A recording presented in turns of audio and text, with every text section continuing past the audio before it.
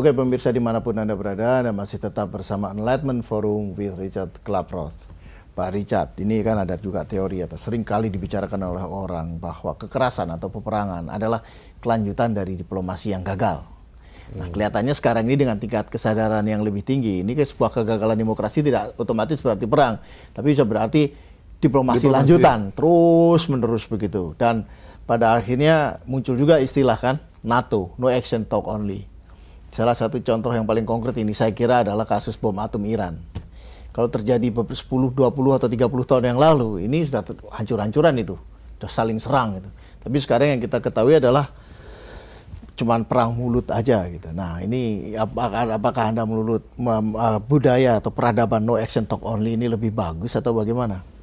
Nah ini kan indikasi menunjukkan bahwa consciousness kita sebagai Homo sapiens sudah meningkat. Saya ambil ilustrasi kita, saya tahan dulu yang soal perang tadi ya, NATO. Kita lihat seseorang dihukum mati di Texas. Dan dia melakukan, dan dia dihukum mati, tapi dia harus menunggu 15 tahun. Dia appeal 15 tahun. Setelah 15 tahun dia appeal, dan gagal, dia disuntik. Ya, disuntik dan dalam 10 menit dia mati. Coba bandingkan dengan kira-kira 500 tahun yang lalu, abad ke-15 ke-16. Proses itu nggak ada. Langsung dibakar aja ya? Langsung dibakar.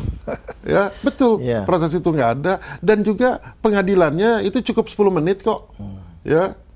Kan kita lihat seperti tokoh-tokoh sains kita seperti Galileo, ya, Galilei, Copernicus, banyaklah tokoh-tokoh kita. Itu juga dihukum dengan proses yang sangat cepat. Nah, diplomasi tidak ada, bela diri tidak ada. Jadi memang kekerasan di negara kita ini kalau kita lihat banyak, tapi kalau kita lihat secara global, sebenarnya kekerasan ini sudah menurun.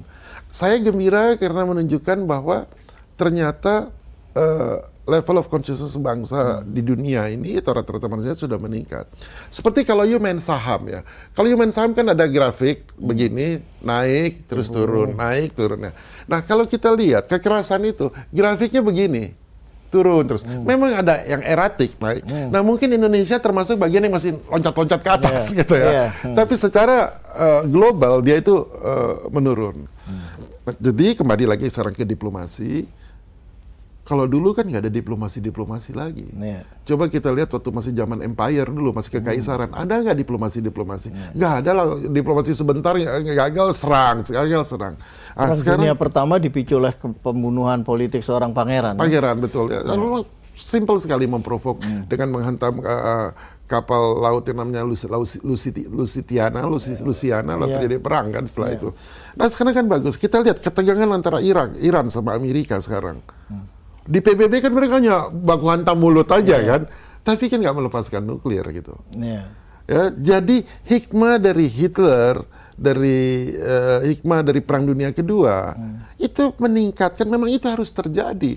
Karena kalau ada namanya creator menciptakan itu terjadi friksi, terjadi kekerasan. Kalau ada friksi selalu ada light. Kalau ada korslet itu selalu ada light. Itu diciptakan untuk melahirkan light yang baru. Jadi yang saya lihat genocide di Darfur, perang Iran dengan Irak dengan Amerika, perang dan sekarang Iran ribut dengan Amerika, Korea, itu semua menunjukkan friksi-friksi ini adalah satu proses adanya perubahan global, ya, atau perubahan mungkin galaktik juga demikian, sehingga akan meningkatkan kesadaran kita. Kita lihat violence itu, kita jangan lihat hanya saya mau ambil analoginya diplomasi tadi ya. Tubuh kita ini kan terdiri dari 70 triliun sel. Dan sel ini berkumpul dalam satu tubuh dan kita kira diri kita ini sendiri. Padahal enggak. Pak Gigin juga punya sel, adalah satu sel, saya satu sel. Kita ada 6 miliar sel sebenarnya di bumi ini. Ya. Dan sel satu sama yang lain ada violence, right? Coba lihat di tubuh kita. Sel di tubuh kita ada violence nggak? Terjadi penyakit, ada yang cancer, ada yang itu violence itu terjadi.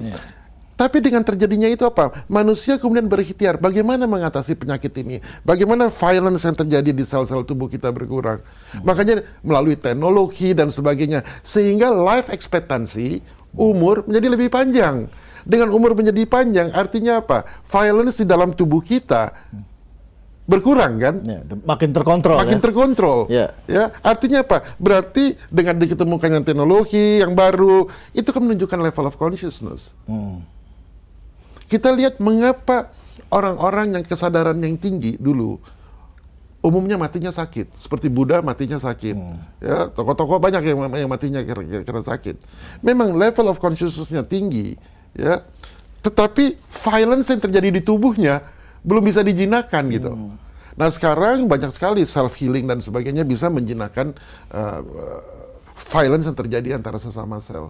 Jadi sebenarnya sama saja, Pak. Itu violence terjadi di tubuh kita, semakin umur kita makin panjang, semakin ada diplomasi, itu kan berdiplomasi antara sel satu dengan sel yang lain, ya, tidak terjadi perang nuklir di dalam sel kita, diplomasi, no action, talk only, so it's important, talk only is also an action. Iya, betul. Dan ini saya jadi teringat pada sebuah buku cukup lama, terbitnya beberapa puluh tahun yang lalu, judulnya The Island of Utopia.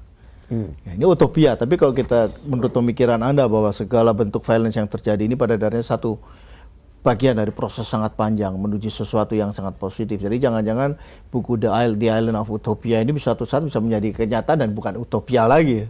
Kalau dari teori fraktal, Pak, ya seperti ini, makin lama utopia akan terjadi.